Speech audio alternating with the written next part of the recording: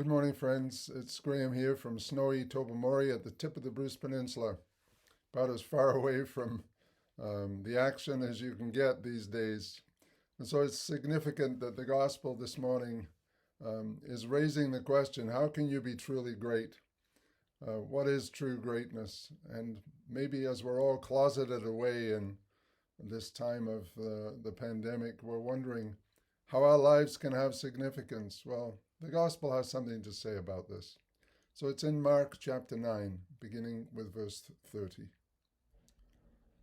They went on from there and passed through Galilee. Jesus did not want anyone to know it, for he was teaching his disciples, saying to them, "The Son of Man is to be betrayed into human hands, and they will kill him, and 3 days after being killed he will rise again." But they did not understand what he was saying and were afraid to ask him. Then they came to Capernaum, and when he was in the house, he asked them, "What were you arguing about on the way?" But they were silent, for on the way they had argued with one another, who was the greatest. He sat down, called the 12, and said to them, "Whoever wants to be first must be last, last of all and servant of all." Then he took a little child and put it among them, and taking it in his arms, he said to them, "Whoever welcomes one such child in my name welcomes me, and whoever welcomes me welcomes not me, but the one who sent me." This is the gospel of Christ. Thanks be to God. Well, I'm at the end of the Bruce Peninsula today, but I'm mindful today of, as a young man of 21, after university, I went off to pursue my own version of greatness by going to the other side of the world, to Papua New Guinea, to do something which I thought would be significant, which was to serve as a teacher, as a volunteer in that country for a couple of years. And I remember the first day there, I woke up early in the morning and didn't have much on the agenda, and noticed a man walking carrying a somewhat heavy bag, walking across the mission area. And I thought, well, there's somebody who's up and at it early on in the morning. I'll go and meet him and get to know him. So I found out his name was Brother Joe. He was a Dutch brother. There was a group of Brothers of Charity who worked on the mission, which was mainly a school for kids from the surrounding towns and villages. So I followed Brother Joe, and it turned out that he was an aid post worker for the first part of the day, and the very end of the day. He bookended his day by working in the aid post. He had some health training, and he got me involved over the time. People would come from the villages and seek treatment for various ailments. What I remember was he taught me how to give a shot, which was shocking to me. I didn't think that I should be doing that, but he encouraged me, and so I did, and the needles weren't very sharp. We had to boil the needles in those days, and the people's skin was so thick and tough like leather, you had to throw it like a dart into their buttock to give them the injection, which was often penicillin, which was a panacea at that time, back in the 70s, in this community which had only opened up to Western influence about 30 or 40 years before that. So things were very new and very primitive. But Joe spent his first part of his morning, in the clinic, in the aid post.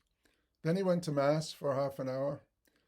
Then he went to the school of which he was the principal, and spent his day there with the small children who came from the villages to school.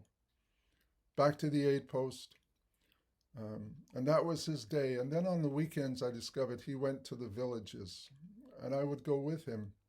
And he would carry as many medications as he could, befriended the people who were obscure and, yes, just emerging from Stone Age culture, but who loved him and whom he loved. And he taught me, Brother Joe, about what I think Jesus was trying to teach to his disciples who were arguing about what it means to be great. And here was I thinking I was doing something great and significant by going all the way to the other side of the world. But Joe's life, still to this day, has this impact on me. He teaches me by his simple way of being, by his extraordinary love for the people that he cared for in those villages and who came to the mission and the children who came to the school.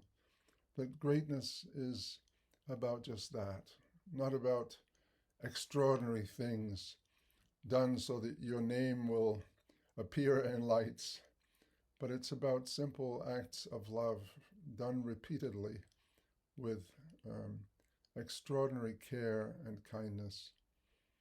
And so he fulfilled for me the teaching that Jesus offered in the gospel today, and invites me again, even now today, to wonder, how may I be of service?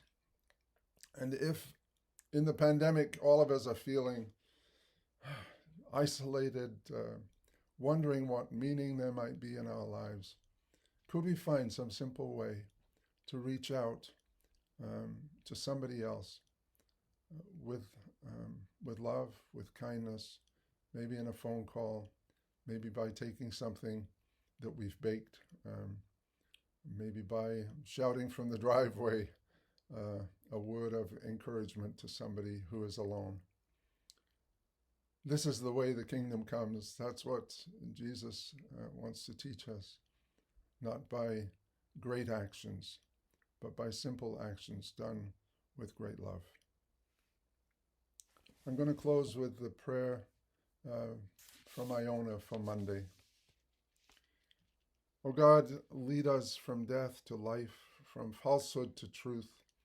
Lead us from despair to hope, from fear to trust. Lead us from hate to love, from war to peace. Let peace fill our hearts, our world, our universe. We ask it for your own name's sake. Amen. Friends, be well. Keep on keeping on. Keep the faith. Trust God. Trust one another. And do your best to find a way to serve in some simple way. We'll see you again soon.